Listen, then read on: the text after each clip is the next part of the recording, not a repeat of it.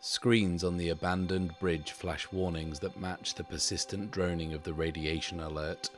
Tools, wires, and pieces of metal bounce around in zero gravity, forgotten, lost, for now, forever. A hydrospanner hits the large viewport, leaving a small scratch in its wake as it resumes its journey in another direction. Outside the viewport, a dark red nebula scrolls by, spinning endlessly. Breathing shallowly inside her helmet, Dr. Ayako regards the ship with an even mix of terror and awe. If she wasn't floating in space helplessly, it would be kind of beautiful that a slowly twisting ship is leaking radiation from two gaping holes, with the winged crystalline creature following, spinning along the same trajectory. Fitting end for a ship called the Caduceus, she muses. She tears her gaze away to regard the screen embedded in the left sleeve of her suit. Life support, okay. Suit pressure, okay. Vitals, within tolerance. Distress beacon, inactive. As she toggles it to active, she starts compiling her report. The conduit will not be pleased.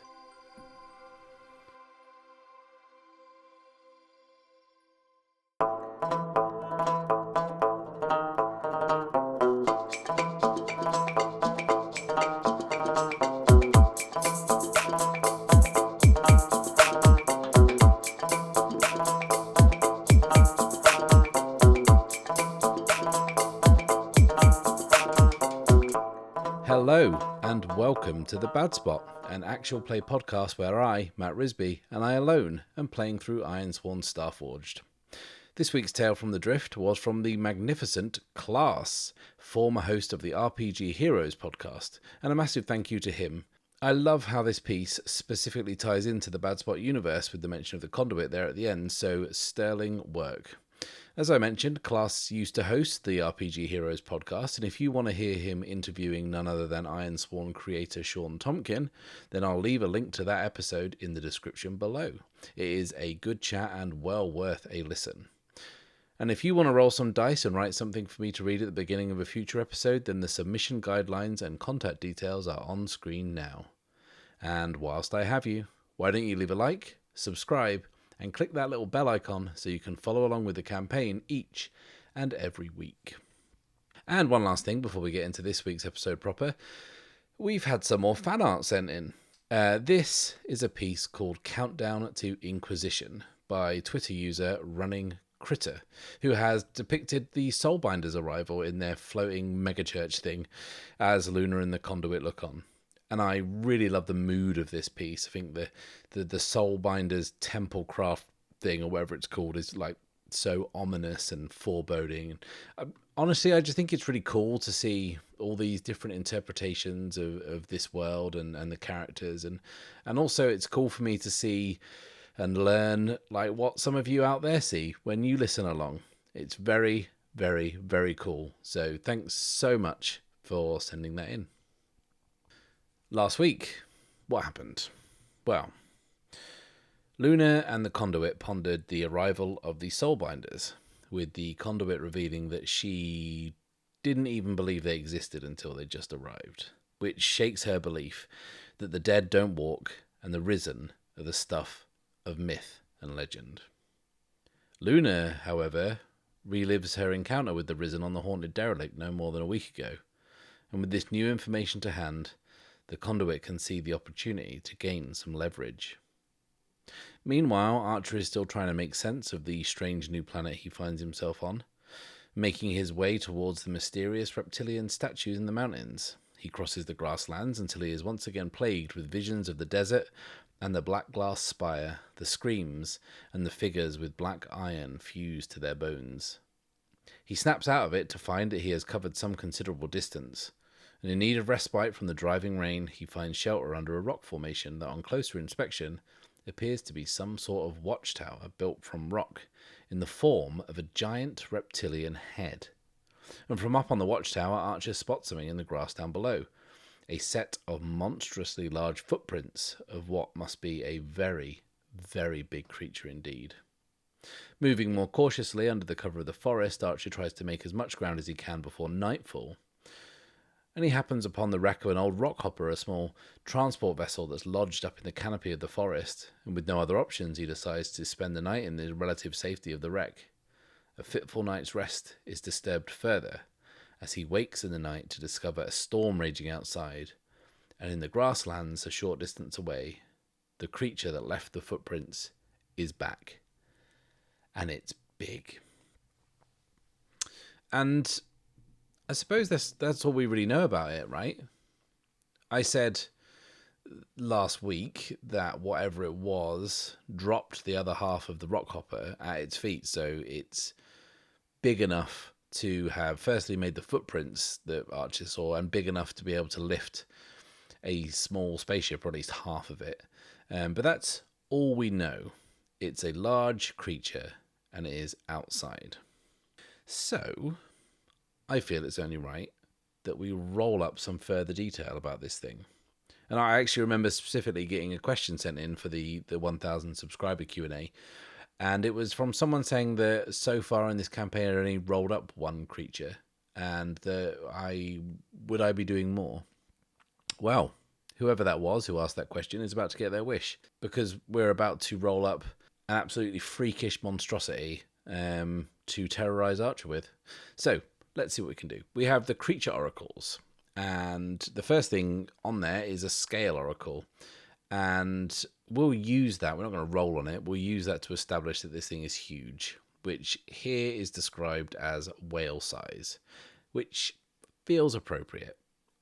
The next oracle to roll on is the basic creature form, and it feels right to me that this creature's basic form is reptilian, because I feel like that's what the story's kind of leading towards, that this creature is clearly what inspired some bygone civilization to make all these stone lizards everywhere. I think that makes sense to the story. I think that makes sense to the feel. These are the apex predators of this place. These are the big dogs. They're in charge, and these things are ginormous reptiles. But the real question is, should I roll on the basic creature form oracle again? Or will it make this creature too weird? Because there are some really weird forms on this oracle, like elemental or fungus, or like flat-bodied, or like a stingray or something. So I don't know if that would make it too weird. But actually, I say let's do it. I say let's roll again and see what kind of other basic creature form this reptilian creature is crossed with. Okay, 58 is reptilian again. Okay, so I've rolled reptilian again. That is a double reptilian creature. It is so quintessentially reptilian, it couldn't be any more reptilian if it tried, you know? It is the reptilian's reptilian. And I really do hope that you're all getting the sense of just how reptilian this thing is. So, good. Let's move on. So next up, we are going to roll twice on the creature first look oracle to see what this huge reptilian creature looks like. Okay, 88 is scaled. Well, no shit. I think I will probably re-roll that. Okay, 61 is iridescent. And I don't think I know what iridescent means. Hang on. Okay, so iridescent means showing luminous colours that seem to change when seen from different angles. I was thinking of another word. I think incandescent, which is, I think, kind of similar. But I'm glad I looked that up. We'll keep that. So we'll keep scales as well. So we'll iridescent scales. That's what this creature has. But what else? 92 is spikes or spines. Okay, that's a bit more kind of monstrous. That's more like it. So iridescent scales, spikes, spines. Now, there is also an encountered behavior oracle, but I think that too many of the results here would contradict what we've learned already, so we're just going to pick apex predator from the list. because it wouldn't make sense for this big menacing creature to be a grazer or a forager or whatever. So we're going to go for apex predator. And from there, we will go straight on to the revealed creature aspect oracle, on which we will roll twice to find out what this guy's vibe is. Okay, 58 is intimidating threat display. Okay, sure. And what else? 28 is electric shock. Electric shock. Okay, all right. Now we have got ourselves a monster, a huge reptilian apex predator with iridescent scales and spikes or spines. It has an intimidating threat display and is capable of administering an electric shock. Okay, let's envision this. Archer's breath has fogged the glass of the viewpoint in the rock hopper, and he kind of uses his sleeve to wipe the window clear. But yes, the creature is still there. He wishes it wasn't, but it is. And this thing is big. From where he is, he kind of guesses that it's standing probably about 3 stories high, and he's probably twice as long. But it's pretty hard to tell in the dark. There's only the occasional flash of lightning that kind of briefly illuminates this thing before the darkness returns. And the rain continues to lash down, kind of hammering on the hull of the rock hopper. It's kind of deafening in this metal shell. And having seen the other half of it dropped at the feet of that thing, Archer suddenly doesn't feel quite so safe up here. I think there's another flash of lightning. It's longer this time and gives Archer his best look yet at the beast out on the grassy plains. And it has this reptilian look. I don't know if I mentioned it. It's reptilian. It has this long, flat snout, which is at the end of a wide, powerful neck. And this thing stands on all fours, but each limb is muscled and powerful and ends with the distinctive 4-clawed feet that left those tracks in the mud Archer found earlier. And what little light there is catches the scales of this thing in this kind of really unusual way. It kind of seems to shimmer with many colours like petrol does or gasoline does. There seems to be purples and greens swirling on its skin. And Archer kind of rubs his eyes, convinced that what he's seeing isn't real. It can't be. There's not some giant colour-shifting lizard out there in the dark. He wishes this was just a nightmare, but it is very, very real. The lightning flashes again as the creature lowers its head to the ground, starts nudging the other half of the rockhopper wreckage with its snout. And as it's doing so, Archer can see the creature's back half, see its hide, with 2 rows of spines running across its back and down the length of its tail. The tail kind of whips to and fro behind its body. Each spine is probably half the length of Archer himself, and they end in what look like razor-sharp points. And on the side of this thing as well, there's dozens and dozens of smaller kind of stubby spikes, kind of short stubby ones, protecting its kind of fleshy sides and its rib cage and its up its thighs. And as this thing is kind of snuffling about with its nose in the rockhopper chassis, the grass around it kind of starts to part. And Archer can see the distinctive dome of one of those armadillo rat crabs as it tries to scuttle past. This poor thing must have gotten caught out here, not being able to kind of get to the safety of the herd before this big fella came out. And as it tries to pass, the monstrous creature pulls its head out of the wreckage and notices this dark shell moving amongst the grass. And that's when it rears up onto its back legs, showing its full size. And that's frightening enough. But then it starts to glow. And at first, it looks like another effect of those iridescent scales. But Archer watches in open-mouthed horror as the scales on its undercarriage begin to crackle with static.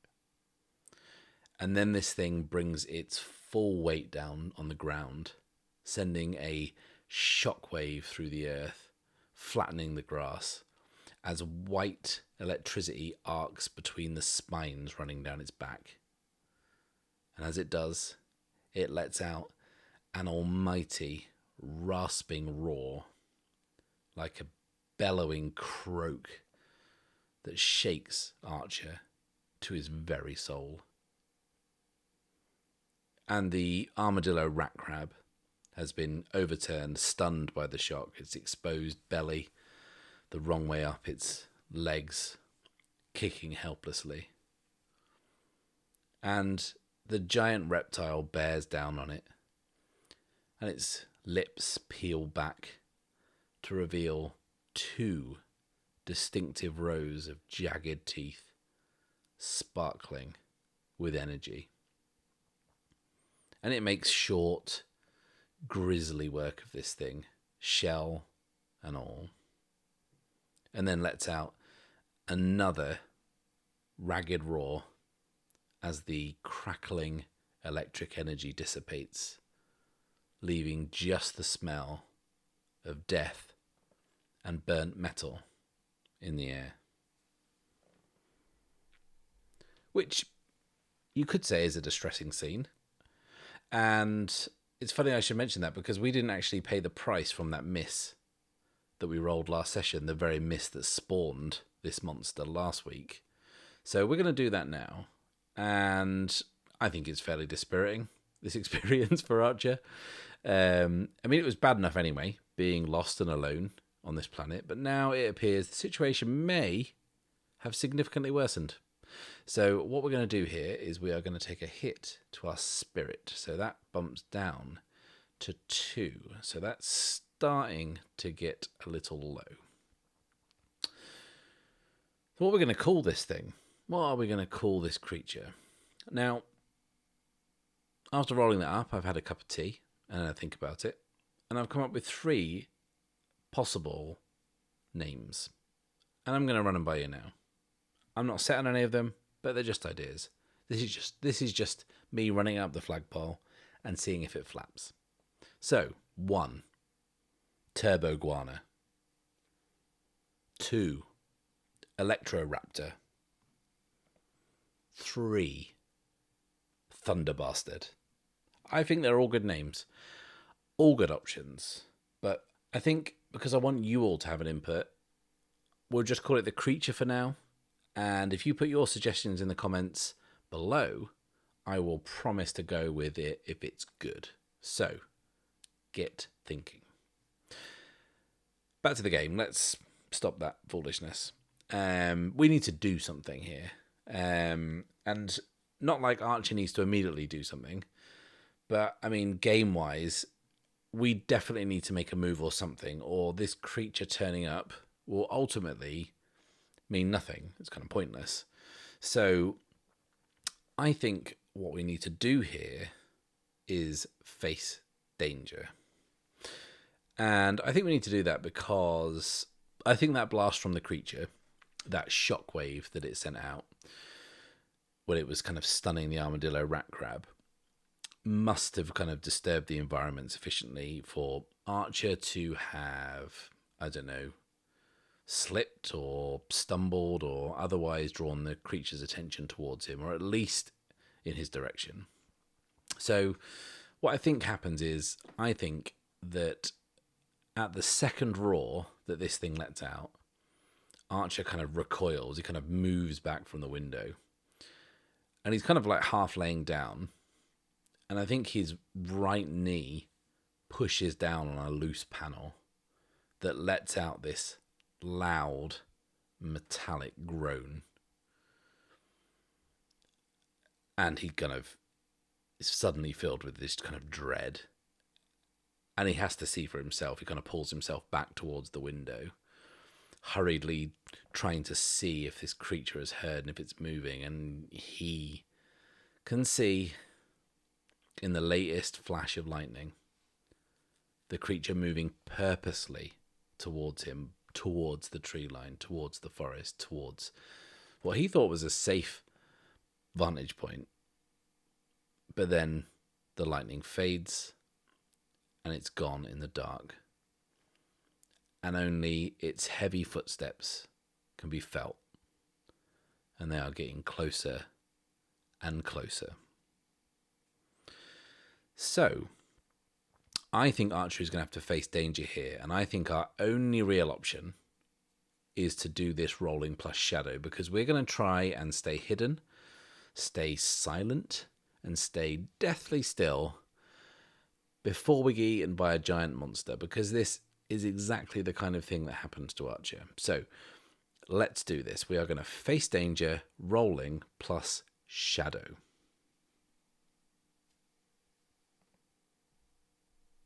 Okay, that is a weak hit. On a weak hit, you succeed, but at a troublesome cost. Make a suffer move, and that's a -1 suffer move. Okay, so what are we going to do? Okay, right. I think I know. So, as Archer is laying flat on his stomach, he can feel that loose panel under his knee, and he's now kind of holding it in place, kind of hoping it won't move again, won't give away any more clues to where he is or if he's in there or what. And those heavy footsteps that have reverberated through the hull of the rockhopper have stopped. The creature must be right below the tree, right below the ship. And Archer has got his hand clamped over his own mouth as if that's the only way of stifling any kind of noise creeping out. And then he can hear it breathing outside. And he kind of realizes that there's only a few sheets of metal between Archer and the almighty jaws of a terrifying monster. And he can hear it kind of sniffing around, kind of searching for something inside. And then it goes quiet.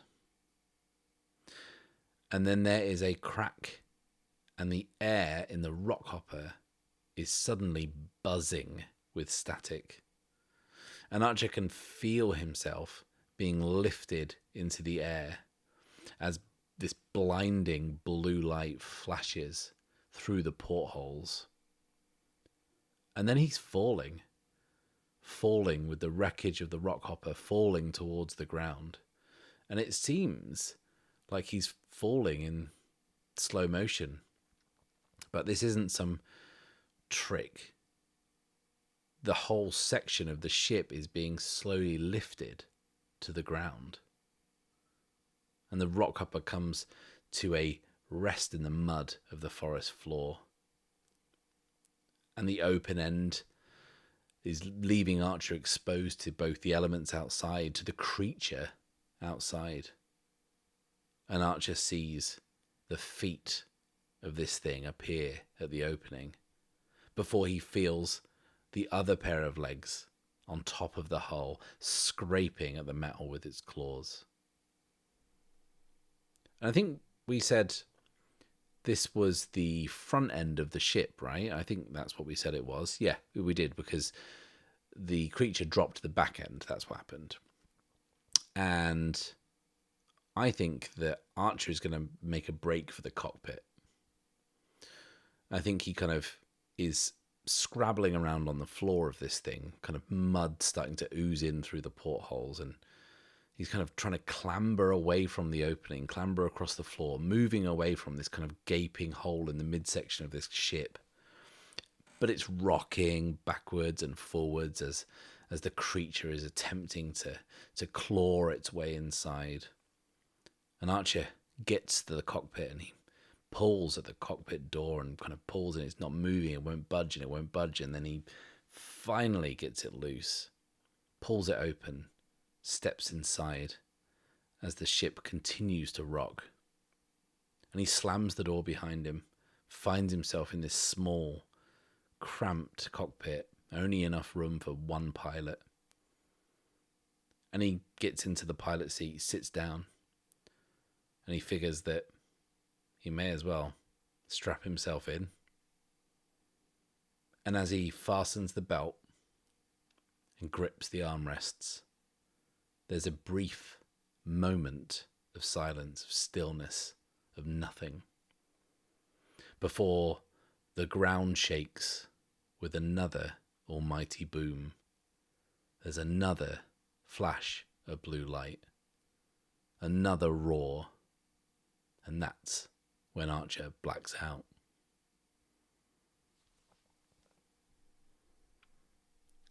Blake Sutton stands in her cell on Sepulchre, exactly where Archer and Luna left her. Or you could say, where Archer spared her. Outside, all hell is breaking loose. Gunfire rings out amongst the chaos, and she moves to her cell door, pressing her body against the frame, peering down the corridor.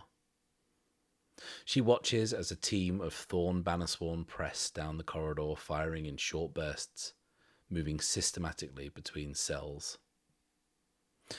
The very second the barrel of an assault rifle pokes into Blake's cell, she has it in her hands, and the Bannersworn who was holding it a moment ago is laying lifeless on the floor, a smoking hole in the chest plate of their armour. Blake checks the rifle. Plenty of ammo. The rest of the squad have moved on, not stopping for their comrade, perhaps assuming they would have made short work of any stragglers, or maybe just caught up in the chaos. Either way, Blake Sutton is now armed, and she is now free. She gives it a moment, checks the coast is clear, and then exits, stepping out into the corridor. The gunfire continues in the distance, but there's no more commotion in the corridor, only bodies. She steps carefully over many lifeless corpses before the whole complex is rocked by an almighty explosion. Blake is sent sprawling to the ground by the blast, and as she looks along the corridor, which is now tilting to the side, lights flickering, she tries to get to her feet and struggle along towards a stairwell. She clasps onto the handrail as the red emergency lights kick in. She works her way down level after level. The fighting is continuing in each and every corridor on each and every floor, but she presses on. She must make her escape. And as she rounds a corner on what appears to be a service level, she realizes that it's all too quiet. The emergency lights are still on. The power must be out. With the rifle to her shoulder, she keeps moving, finding herself eventually in a small hangar. There are a few snub fighters here that haven't yet been scrambled, but that's not what catches her attention. Through the hangar bay opening, she can see the temple craft of the Soulbinders. She's seen it before, but that was a long, long time ago. She knows what their arrival means, and she knows it isn't good. She doesn't have a chance of escape. The situation is now hopeless. The Soulbinder's pulse would have taken out everything in the vicinity, so she won't even get one of those fighters in the air. But that doesn't matter, because from the temple craft, a small ship emerges, heading right for the hangar. The golden craft gleams against the darkness of space. It is the landing craft of the Inquisition. Blake's heart sinks, and she turns and runs.